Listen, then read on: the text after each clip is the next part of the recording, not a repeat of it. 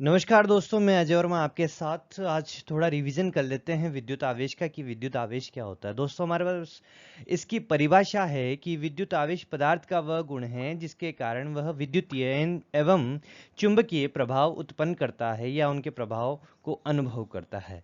दोस्तों, आवेश जैसे मुझे पता चला कि कोई आवेश है, धनावेश या ऋणावेश है, उसके कारण क्या होगा। अगर ये गतिशील होता है तो विद्युत धारा उत्पन्न होती है। अगर गतिशील भी नहीं होगा तो इसकी वजह से एक विद्युत क्षेत्र उत्पन्न होता है, जो आगे के चैप्टर में हम पढ़ेंगे।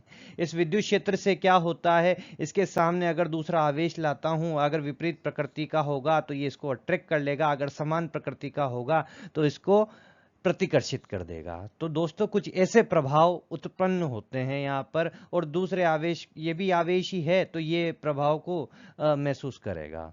तो यहाँ पर आवेश प्रभाव महसूस भी कर रहा है और उत्पन्न भी कर रहा है। और ये पदार्थ का क्या है, गुण है, ये मूल गुण है। विद्युत आवेश पदार्थ का गुण है जिसके कारण विद्युतीय एवं चुंबकीय प्रभाव उत्पन्न हो रहे हैं और उन प्रभावों को अनुभव भी कर रहा है।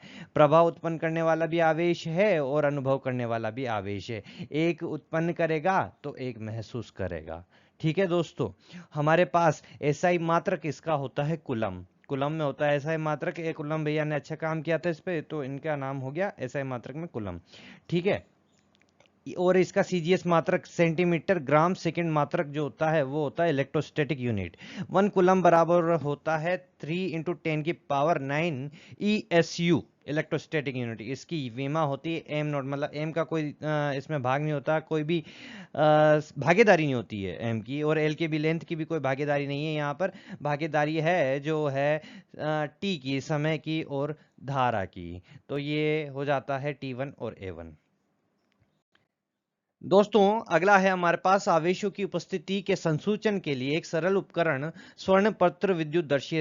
दोस्तों, हमारे पास गोल्डलीफ इलेक्ट्रोस्कोप है। इसके द्वारा क्या होता है, हम आवेश की उपस्थिति को डिटरमिन कर सकते हैं, पता कर सकते हैं कि किसी पदार्थ में आवेश होते हैं। कैसे, मैं कोई भी किसी भी ऋणावेशित या धनावेशित छड़ को लेके आता हूं, किसी भी ये मेटल केप के अगर पास में लेके आता हूं, तो उससे क्या हो रहा है दोस्तों, यहाँ पर ये जो ऋणावेशित छड़ है इसके पास आती जा रही है। इस वजह से क्या हो रहा है, सारे धनावेशित ऊपर इकट्ठे हो जा रहे हैं और ऋणावेशित प्रतिकर्षित होकर नीचे चले जा रहे हैं। और जो ऋणावेशित प्रतिकर्षित हो रहे हैं तो ये दो दो पार्ट में डिवाइड हो रहे हैं, एक इधर एक इधर, जिसकी वजह से दोनों एक दूसरे को क्या कर रहे हैं, प्रतिकर्षित कर रहे हैं।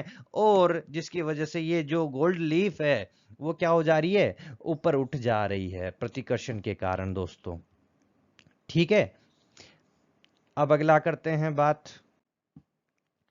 बेंजामिन फ्रैंकलिन ने बताया कि आवेश दो प्रकार के होते हैं, जिसमें से एक था ऋणावेश और एक था धनावेश। उसने कहा कि भैया दो तरह के, जितने भी मैंने स्टडी की है उस हिसाब से दो ही पॉसिबिलिटी है कि आवेश दो प्रकार के हो सकते हैं। एक तो प्लस हो सकता है, एक माइनस हो सकता है, धनावेश हो सकता है या ऋणावेश हो सकता है। क्यों कि जितने भी एक्सपेरिमेंट देखे भैया, रोम में भी एक्सपेरिमेंट हो रहे हैं कि भैया एक अंबर की छड़ को ऊन से रगड़ा जा रहा है, तो दो अंबर की छड़ एक दूसरे को रिपेल कर रही है और ऊन और अंबर एक दूसरे को अट्रैक्ट कर रहे हैं।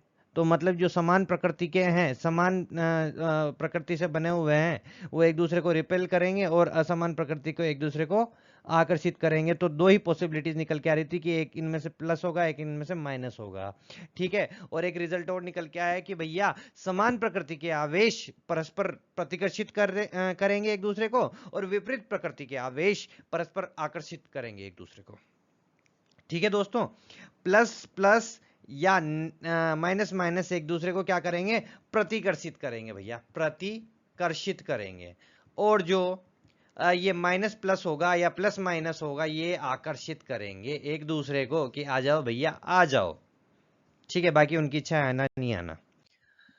हाँ, नेक्स्ट वन इज कि हम किसी भी वस्तु को कैसे निर्धारित करेंगे कि ये वो ऋणावेशित है या धनावेशित है।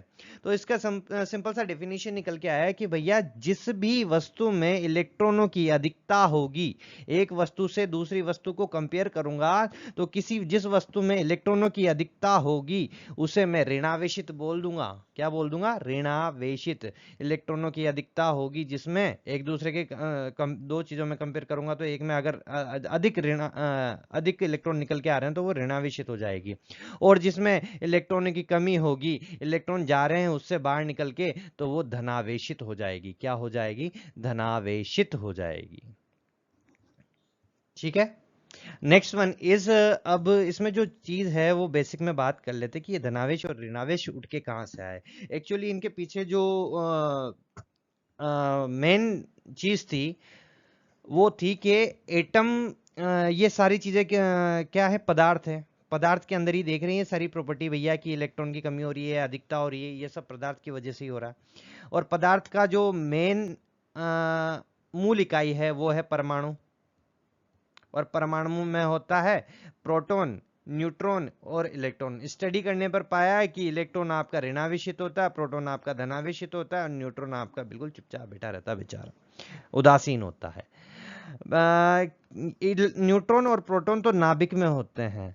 कहां पर होते हैं? न्यूट्रॉन और प्रोटॉन तो नाभिक में होते हैं, लेकिन इलेक्ट्रॉन ये जैसे इसमें चारों तरफ जो चक्कर लगा रहे हैं, ऐसे इलेक्ट्रॉन कक्षाओं में अपनी अपनी कक्षाओं में चक्कर लगा रहे होते हैं। ठीक है ना? धन्यवाद।